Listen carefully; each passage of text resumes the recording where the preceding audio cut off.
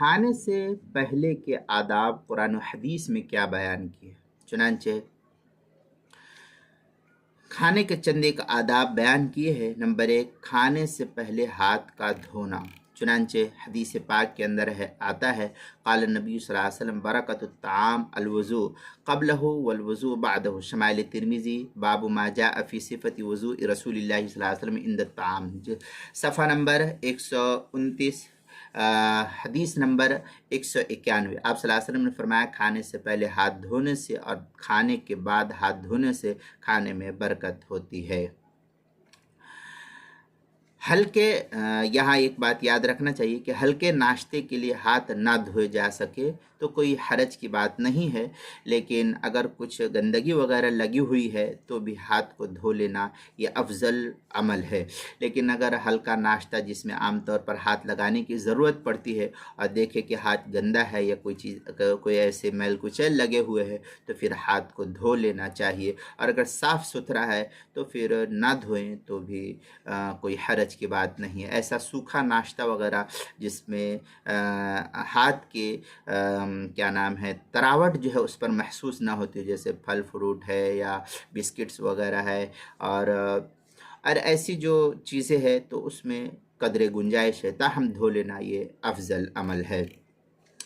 چنانچہ ابو داؤد کے اندر روایت ہے، قال جابر بن عبداللہ اقبل رسول اللہ صلی اللہ علیہ وسلم من شعب من الجبل وقد قضى من حاجته وبين ایدینا تمر على ترس او حجفہ۔ اس طریقے کی عبارت جو ہے ابو داؤد کتاب الاتمہ باب فی طعام الفجاء، جلد نمبر 2 صفحہ نمبر 528، حدیث نمبر 3713۔ حضرت جابر بن عبداللہ رضی اللہ تعالیٰ عنہ فرماتے ہیں کہ آپ صلی اللہ علیہ وسلم پہاڑ کی وادی پر اپنی ضرورت سے فارغ ہو کر ہمارے پاس تشریف لے آئے، اور اس وقت ہمارے سامنے ڈھال پر کچھ کھجوریں رکھی ہوئی تھی۔ ہم نے آپ صلی اللہ علیہ وسلم کو کھانے کی دعوت دی، آپ صلی اللہ علیہ وسلم نے ہمارے ساتھ کھجوریں تناول فرمائی، اور آپ نے پانی کو ہاتھ تک نہیں لگایا۔ تو اس سے معلوم ہوتا ہے کہ جو سوکھے چیزیں ہیں اس کو کھانے وقت اگر ہاتھ نہ دھوئے تو گنجائش ہے، تاہم اگر گندگی لگی ہوئی ہو یا کچھ ایسی تراوٹ جو گندگی کی ہو، تو پسینہ وغیرہ ہو یا بدبودار چیز ہو یا کوئی اور چیز چکنی لگی ہوئی ہو تو پھر ہاتھ دھو لینے میں یہ عافیت کی چیز ہے۔ دوسری صورت یہ کہ دسترخوان بچھا کر کے کھانا کھانا چاہیے۔ چنانچہ حدیث پاک کے اندر ہے، قیل لقتادہ علی ما کانوا یاکلون قال علی السفرہ، بخاری شریف کی روایت کتاب الاتمہ باب الخبز علی المرقب والاکل، یہ جلد نمبر 2 بخاری جلد نمبر 2 صفحہ نمبر 851، حدیث نمبر 5386۔ حضرت قتادہ رحمۃ اللہ علیہ سے پوچھا گیا کہ آپ صلی اللہ علیہ وسلم اور صحابہ رضی اللہ عنہم اجمعین کس چیز پر کھانا تناول فرماتے تھے؟ تو آپ نے فرمایا کہ دسترخوان پر۔ نمبر 3، جوتے چپل اتار کر کے انسان کو کھانا پینا کھانا چاہیے۔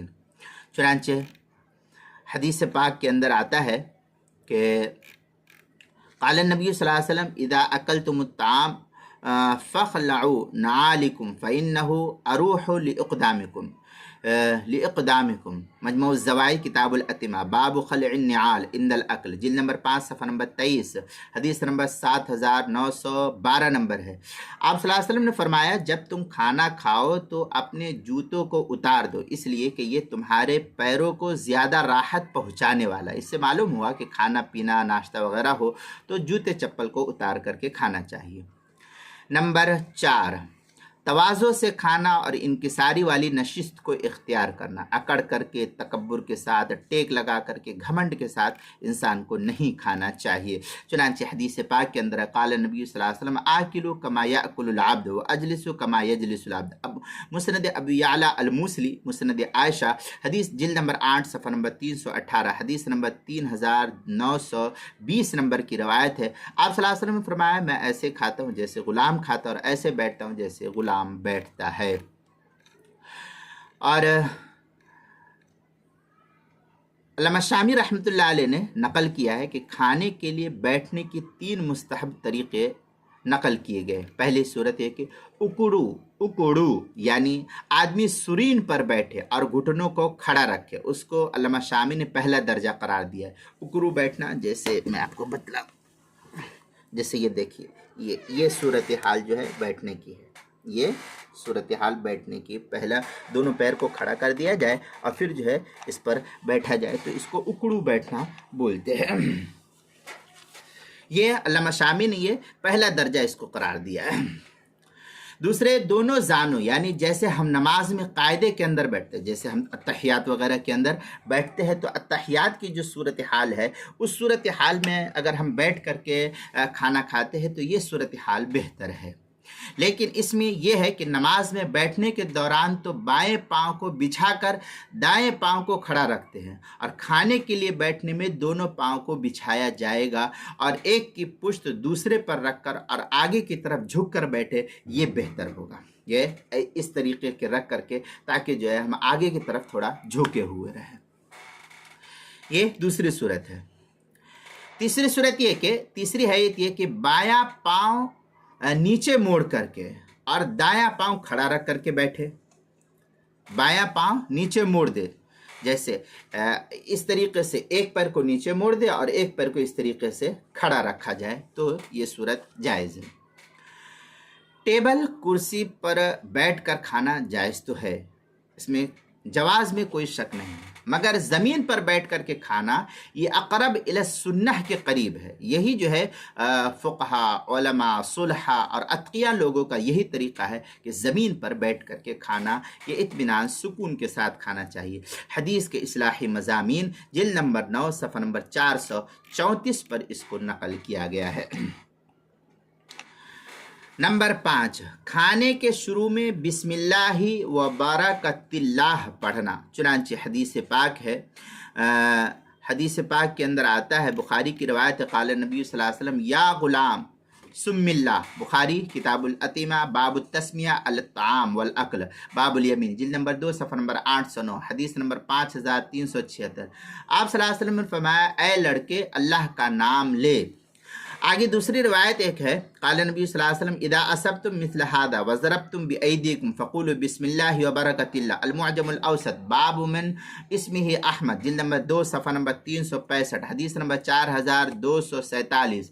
حضور اکرم صلی اللہ علیہ وسلم کے سامنے دسترخوان پر بہت ساری چیزیں رکھی ہوئی تھی۔ آپ صلی اللہ علیہ وسلم نے صحابہ سے فرمایا، تم ایسی چیزیں پاؤ اور اپنے ہاتھوں کو اس کی طرف بڑھاؤ تو کہو بسم اللہ وبرکت اللہ۔ نمبر 6، کھانے میں عیب نہ نکالنا، چنانچہ حدیث بخاری ہے، قال ابو ہریرہ ما آب النبی صلی اللہ علیہ وسلم طعاما قط، بخاری شریف کتاب المناقب، باب صفت النبی صلی اللہ علیہ وسلم، جلد نمبر 1 صفحہ نمبر 503، حدیث نمبر 3563۔ حضرت ابو ہریرہ رضی اللہ تعالیٰ عنہ فرماتے ہیں کہ آپ صلی اللہ علیہ وسلم نے کبھی کھانے میں عیب نہیں نکالا۔